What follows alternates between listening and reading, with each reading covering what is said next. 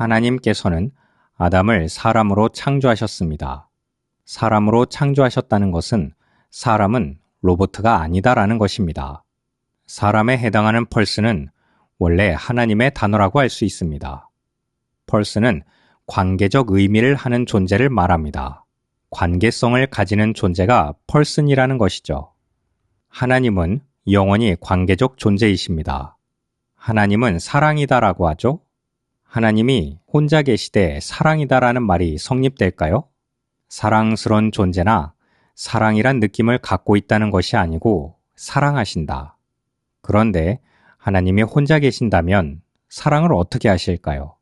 이미 이 말은 무엇을 드러내냐면 하나님 존재 안에 복수의 인격이 있다는 삼위 개념을 이해할 수 있게 되어집니다. 그게 바로 펄슨의 의미입니다. 하나님께서 아담을 펄슨으로 창조하셨다? 곧 아담은 하나님께 대해 관계할 수 있는 존재로 창조하셨다는 것입니다. 그런데 이때 하나님과 관계를 갖는다는 것은 강요적인 관계가 아닙니다. 로봇과 같지 않습니다. 건전지를 넣고 스위치를 켜면 제주를 넘거나 심벌주와 북을 치고 돌아다니는 것과 같이 하나님이 아담을 그리고 우리를 그렇게 창조하신 것이 아닙니다. 그래서 우리가 프로그램된 대로 하나님 찬양합니다, 사랑합니다, 영광 돌립니다 이런 말들을 제자리 반복하며 무의미하게 함이 아니라 하나님은 우리가 자유롭게 강요 없이 강제 없이 하나님과 교통, 교제하고 하나님께 영광 돌리며 예배하는 그런 관계를 원하십니다. 그러니 사람, 펄슨이라는 의미에서 중요한 요소는 자유라는 것이죠. 강요되지 않은 가운데 자유롭게 행동할 수 있다는 것입니다. 사람이 이러한 자유를 가지게 된 것은 하나님께로부터 왔기 때문입니다. 사람이 하나님의 형상대로 지어졌기에 하나님의 인격을 닮은 지정의를 갖춘 인격체로서 하나님을 닮아 자유로운 존재라는 것입니다. 그런데 우리가 하나님의 형상대로라고 할 때 형상은 지정의의 인격체만 의미하지는 않습니다.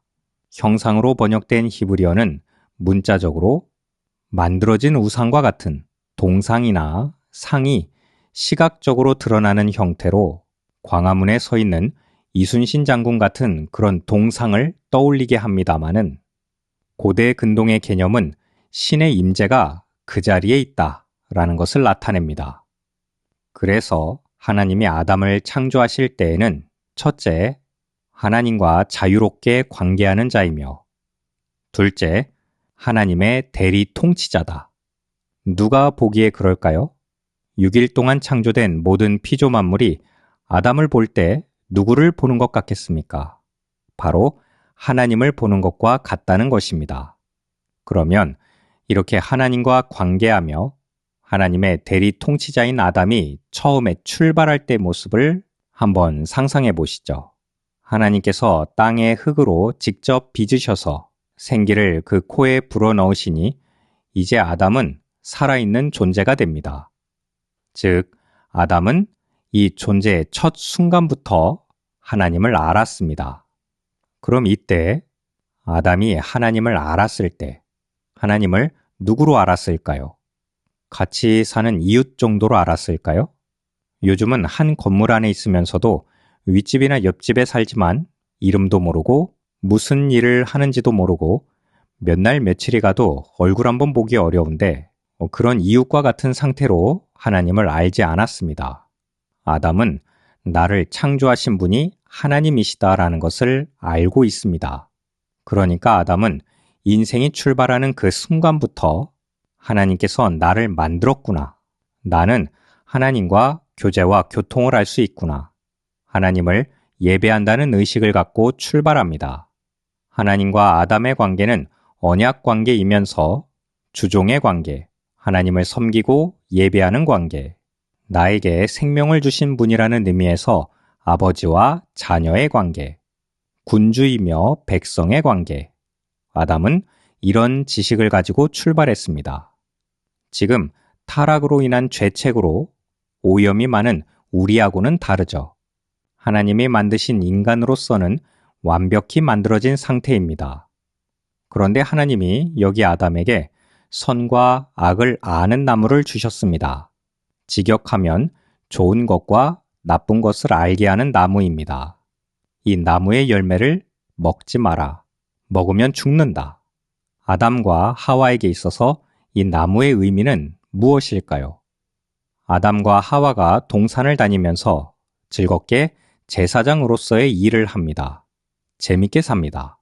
또 하나님께서 아담에게 이 동산의 모든 나무의 열매는 네가 정말 다 먹을 수 있다고 강조해서 말씀하셨습니다.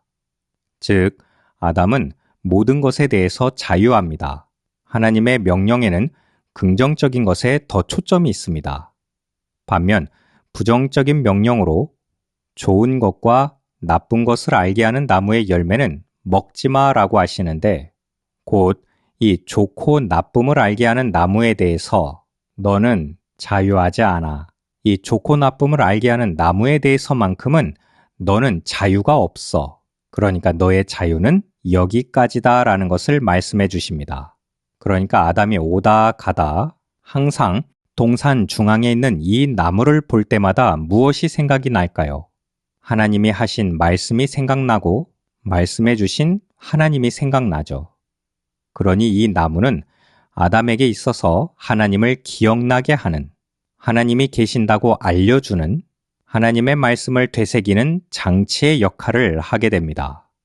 지금까지 말씀드린 것을 정리해 보면 아담은 펄슨으로 하나님의 형상대로 자유로운 존재로 만들어졌지만 아담, 너는 하나님과 같은 무한대한 자유를 갖고 있는 것이 아니고 너의 자유는 여기까지야. 이 좋고 나쁨을 알게 하는 나무가 있으므로 창조주와 피조물을 구분하는 기능을 하게 됩니다. 구분의 의미를 반복하고 있는 것입니다. 여기서 우리가 이제까지 계속해서 쇠뇌되어 온 것이 뭐냐면 우리는 자유라는 의미를 고대부터 내려오는 철학의 영향으로 아니 그보다 더 앞선 죄의 영향으로 굉장히 무한한 자유만을 생각하게 됩니다. 내가 나에 대해 스스로 결정하고 스스로 책임지는 그런 자율의 자유로 말이죠. 그래서 창세기 3장에서 뱀이 찾아와 말하는 것은 네가 이걸 먹고 죽는지 안 죽는지 어떻게 아니? 먹어봐야 알지. 네가 먹으면 하나님처럼 된다? 이렇게 아담을 넘어뜨린 유혹의 핵심, 본질은 하나님과 같이 된다는 것이었습니다. 자율적인 존재가 될 수 있다. 무한한 자유를 누리는 존재가 될 수 있다. 그런데 이것은 우리도 이미 알고 있습니다. 무한한 자유를 누리시는 분은 하나님밖에 없다는 것을요. 하지만 뱀은 네가 자유의지를 갖고 있으니까 너 스스로 판단해라. 너 스스로 좋고 나쁨에 대한 판단력을 가지고 실행해 보라고 지식의 오류를 일으킵니다. 좋다 나쁘다를 판단할 수 있는 것은 아예 선택지에 없었던 것이지만 뱀은 있지도 않던 것을 처음부터 있었던 것처럼 흔들어 버렸습니다. 아담이 간섭받지 않고 자유롭게 자기 의지대로 결정할 수 있게 창조된 것은 맞습니다. 그러나 그것의 경계가 좋음과 나쁨을 판단하는 것까지는 아니었습니다. 그러나 뱀은 이것조차 네가 초월해라. 네가 하나님이 되라.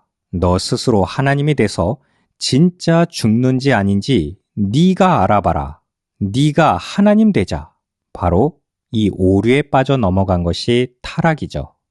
여러분, 성경이 우리에게 말하는 자유는 뱀이 말하는 무한대한 자유, 자율적 자유를 말하지 않고 너는 여기까지다라는 경계선의 자유를 말합니다.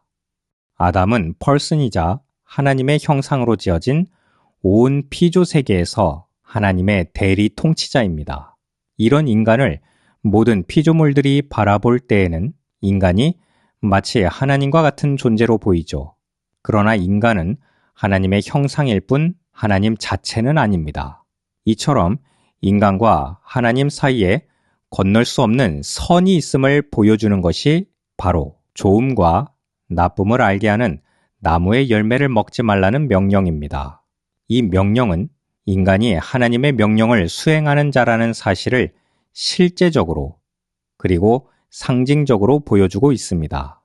좋음과 나쁨을 안다는 표현이 곧 판단력을 갖는다는 표현과 의미상 연결되어 있다는 것을 고려해 보면 이 금지 명령은 또한 판단의 최종적 주체가 하나님이심을 의미합니다.